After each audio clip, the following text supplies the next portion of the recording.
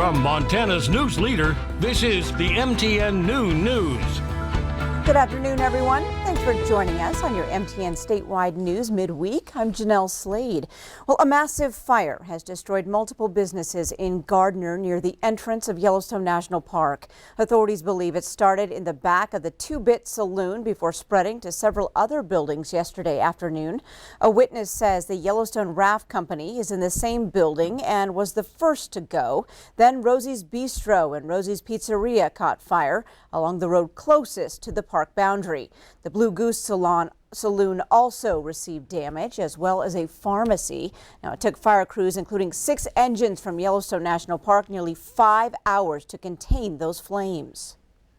Very sad to lose what appears to be at least 3 or 4 of the businesses there along Main Street. I think any good news is does not appear to be any serious injuries.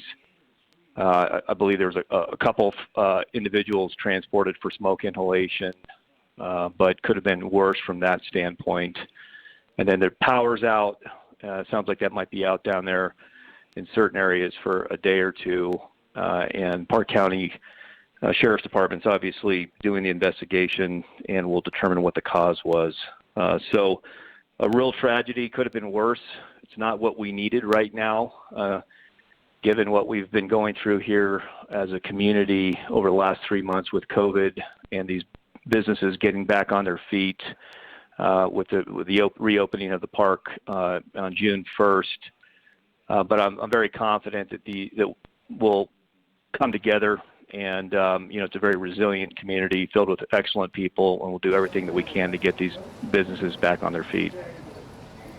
Now, it was Cam Shawley, the superintendent of Yellowstone National Park. Now, local residents gathered late into the night watching the flames. They shared their thoughts on seeing these historic buildings burn to the ground.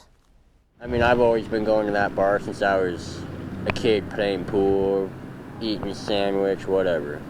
And I mean, now that today this fire happened, I mean, it's taken a part of me away. I mean, I came up today for this reason alone, to watch my history burn to the ground.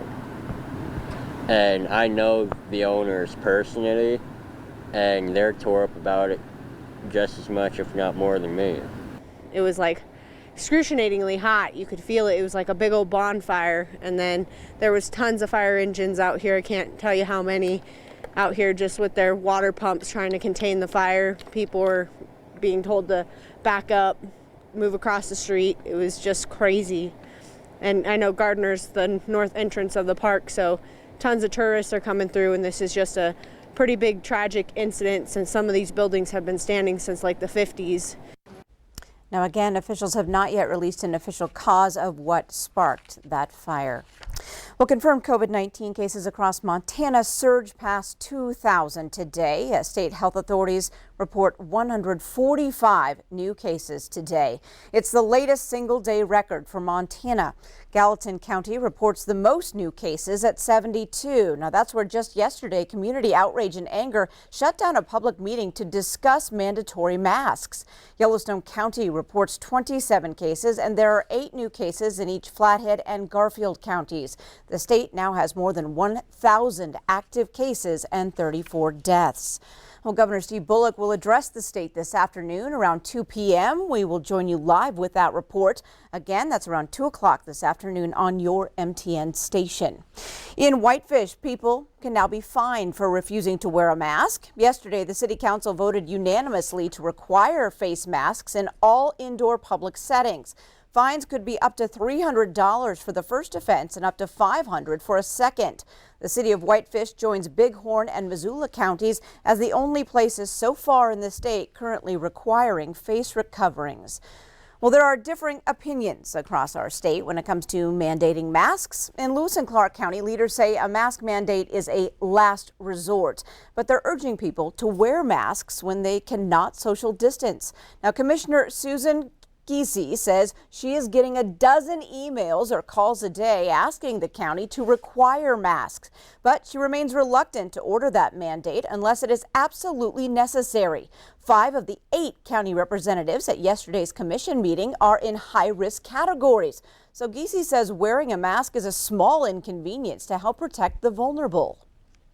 If these people who refuse to mask up are wrong, make no mistake, they are putting other people's lives at risk. How can they be so sure that they are right? Any determination to move forward with a mask mandate in Lewis and Clark County would come from the City-County Board of Health.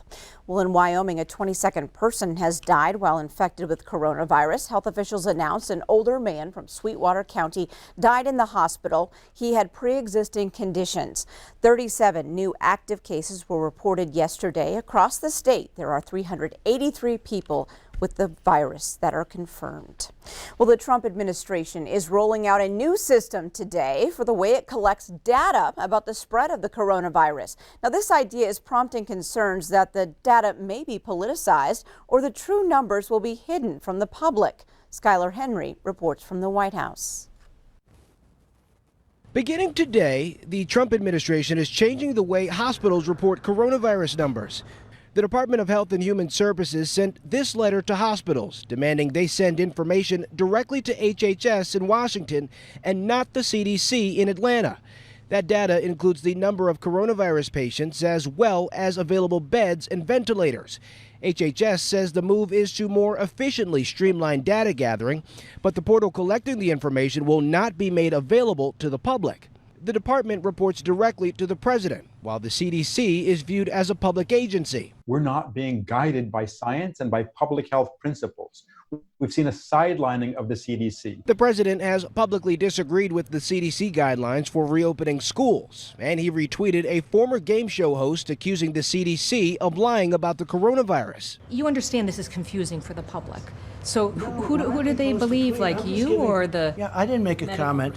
I did. I reposted a tweet that a lot of people feel, but all I'm doing is making a comment. I'm just putting somebody's voice out there. This comes as some within the White House continue to attack Dr. Anthony Fauci over his response to the pandemic. You can trust respected medical authorities. You know, I believe I'm one of them, so I think you can trust me.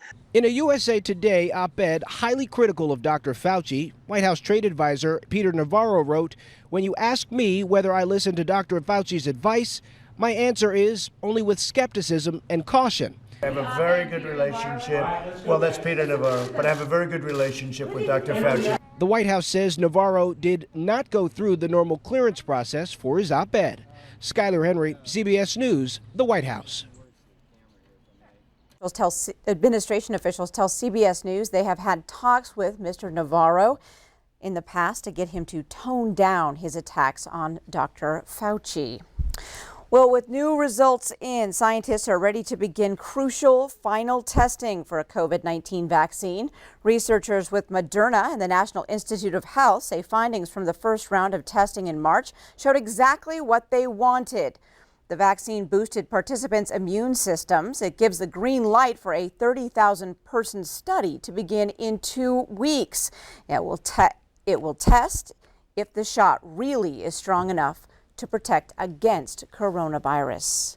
Well, the USCanada border is expected to remain closed until at least August 21st. 2 Canadian government sources say in the coming weeks there will be extended restrictions that include stepped-up enforcement and surveillance. The border has been closed to all non-essential traffic since March. Canadian Prime Minister Justin Trudeau is expected to formally make that announcement later this week. Well, we have more ahead on your noon news. We'll meet a family feeling the brunt during these hard economic times who now owns a home.